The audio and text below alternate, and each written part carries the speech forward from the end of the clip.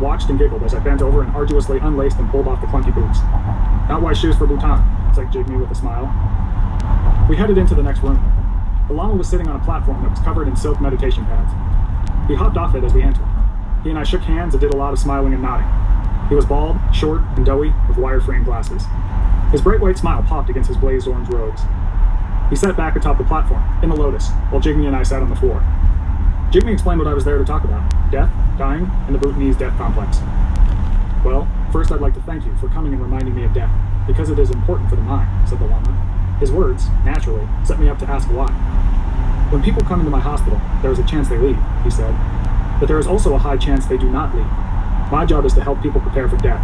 I have found that the people who have not thought about death are the ones who have regrets on their deathbeds, because they have not used a necessary tool that could have made them live a fuller life." An American study conducted across various hospitals like the Yale Cancer Center, Dana-Farber Cancer Institute, and Massachusetts General Hospital supports this notion. It found that dying patients who had open conversations about their death experienced a better quality of life in the weeks and months leading to their passing, as judged by their family members and nurse practitioners.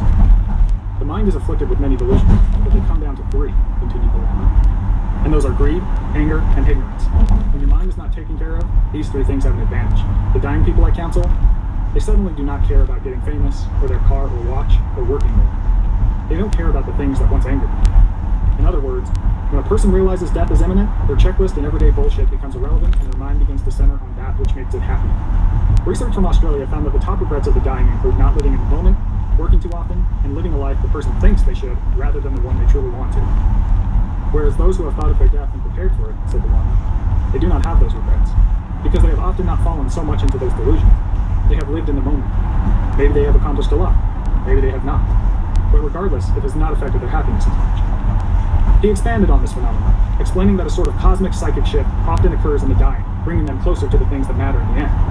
A living person who thinks of dying will, yes, initially face mental discomfort, but they will emerge on the other side having stolen a bit of this end-of-life magic.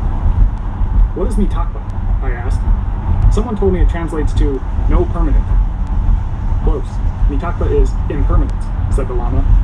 He raised an arm and finger, like a professor stressing a point. "Impermanence, impermanence, impermanence. This," he said, "is the cornerstone of Buddhist teachings.